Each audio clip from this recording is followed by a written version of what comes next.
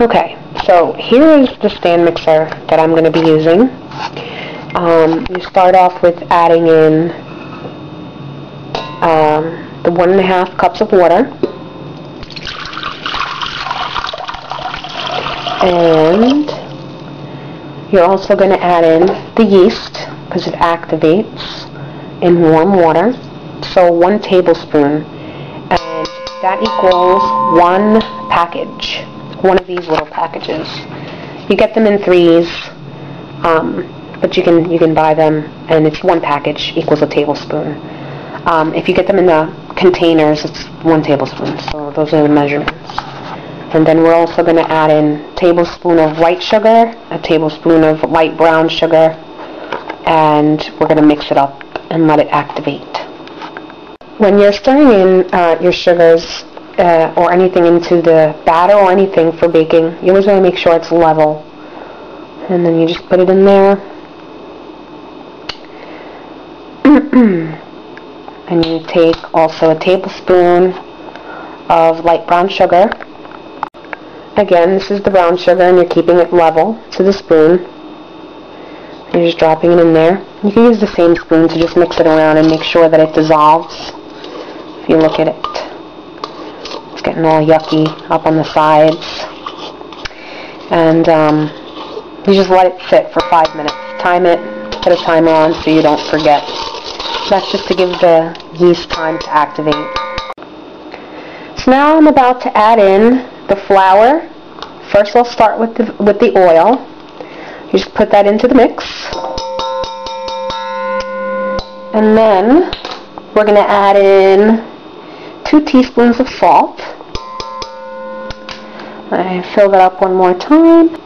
So here's the 2nd teaspoon of salt. We start off by adding in a little bit of flour. Just maybe by eye, a cup, a little bit more. Add in a little bit of flour just to get it started. It's like a sponge.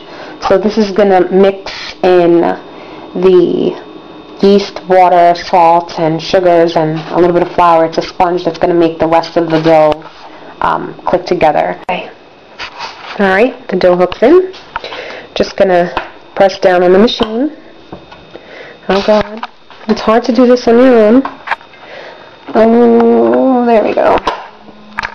And we're going to turn it on to a low.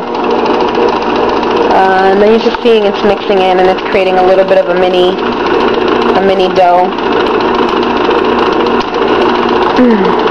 Just mix it for a little while, get it all incorporated. So, as you can see, I put on this little cover because I'm going to start adding in flour from this little thing right here, and I don't want the flour to explode everywhere and just be reminiscent of the I Love Lucy episode where she had flour everywhere. Alright, so we're going to put it back on low, and we're going to start adding in the flour little by little. As you can see, it's going in through this little, I don't know what that's called, something. And just keep adding it in. And see, it's starting to incorporate. Hey, half the way you may have to stop it and then scrape down the sides if it gets stuck. As you can see, to get a better view of it in there, starting to work it into a very stiff dough, and that's when you kind of raise it, I would say, to a slow medium. Oh God, yeah, that's a slow medium. At this point, I would actually stop it and scrape down the sides. It's important because you don't want to lose any of that flour. All of it is really necessary for the recipe. So you just scrape that down a little. Alright. Sorry about all the bad angles. I don't have anyone to record me. Okay, so we're going to put it up to a medium now and start adding in that flour. It's kneading the dough, starting to shake. Since it's such a big recipe, the dough is very heavy. So some machines aren't going to handle it. Fortunately, I have a pretty strong machine. It shakes a lot, but it gets the job done, and I don't end up having to knead it by hand. But you can see it's creating the dough. Let me turn it off. Okay. All right. So if you see the consistency of the dough, it's kind of sticky. It's not stiff. It needs to be stiff and kind of smooth. So I'm going to probably add in about another half cup because the dough is not supposed to have that. So you press on your fingers and it gets stuck. Then that means you need more flour. So what we're going to do is just going to add in a little more flour. Start off with just a little bit, and then snap that thing back into place. Start up again at a slow medium, just so the flour doesn't go everywhere, because I have the protective case off right now. As you can see, it's going to get a little weird there, and that's when I start putting it up a little higher. I'm putting it up a little higher now. Keep kneading it as long as it needs to be kneaded. There you go. All the flour has been grabbed up into the dough. So then you turn it off. Alright, and then you test for it.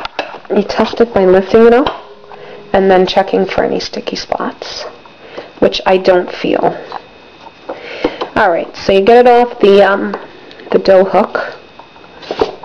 And see, it's easily supposed to come off. If you see any of it sticking onto the hook right here, that means you need more flour. You want it to easily. You don't want to have to scrape this from any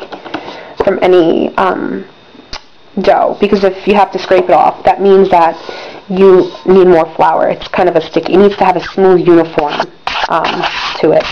Okay. The next step is actually getting it under a towel for a little bit of a rise. Flour's done being kneaded. If you pull it apart right here, do you see it slowly pulls back? That means that it's done. If it pulled back or got stuck and didn't move at all, then it wasn't kneaded enough. So you put the dough on a lightly floured surface, okay? And then you take a towel, a clean one, and you just flip it over onto the dough. And it needs to be floured so that it doesn't stick to the dough. Completely covered. And it needs to sit that way, I would say about 15-20 minutes. If you pull it apart right here, do you see it slowly pulls back? That means that it's done. If it pulled back or got stuck and didn't move at all, then it wasn't kneaded enough. So you put the dough on a lightly floured surface. There we go. As you can see, the size is doubled. So what you're going to do is, you're going to take this nifty thing, and you're going to kind of get right into the middle of it. I guess it's like a dough cutter. I have no idea, to be honest. I use it for so many things. And you're just going to separate the dough. And as you can see, it's separated. So you're just going to separate it all the way. You're just going to cut them up. Eventually, you're going to cut them into 8 to 12 different pieces. I'm going to try to get 12 out of there, but if not, I'll get 8 bagels. And I'll show you what they look like when they're cut up. So now, this is what they look like. I try to cut them into even portions. So while you're punching holes, or while you're getting ready to punch holes in the bagels, you're going to want to bring water, a teaspoon, 1 tablespoon of white sugar, and a tablespoon of brown sugar to a boil. You can use 2 tablespoons of malt syrup. If you don't have that, you can use 2 tablespoons of molasses. If you don't have both brown and white sugar, you can also use 2 tablespoons of regular pancake syrup. So that's what they're going to look like with the little holes in. Let me show you a quick trick. Try to do it with one hand. It's kind of hard. Well, not really, but you just get your fingers in the middle of the dough and poke them through. And then you can do this. It's easier with 2 hands, but you can just kind of spread it open like that. And there you go. Alright, well, this is the rolling boil that you have to bring it to. Then you're going to put it on low, simmer it up, That's the oven going off because I have it warming up to 450, because once they're done boiling, you're just going to let them drain off, put your toppings on, and a little egg wash, and then throw them in the oven. So you wait a couple of seconds until it's down to a little bit of a less boil.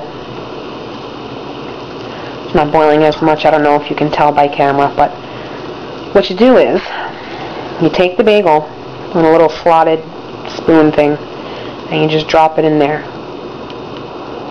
Okay, you're going to do 45 seconds on each side,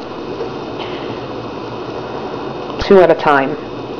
I can fit 3, but then they don't really have that much room, and I don't want to have to fight to get them out. So about 45 seconds on each side, and then you flip them.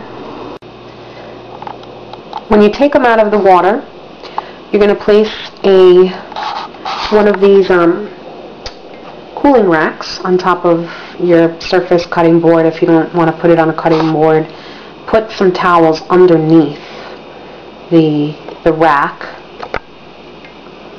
If you don't want to put it directly on the cutting board, you just put some towels underneath the rack, and then it'll soak up the water. You just want it to drain properly.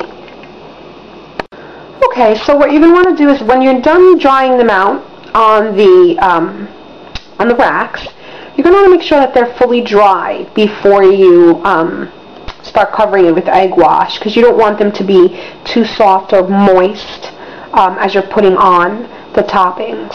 So you grab with a pastry brush, and egg wash is just equal parts water and egg, so it's nothing fancy.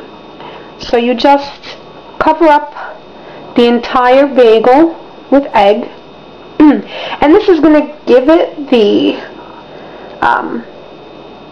that crispy outer layer that New York bagels tend to have, or Jewish New York bagels.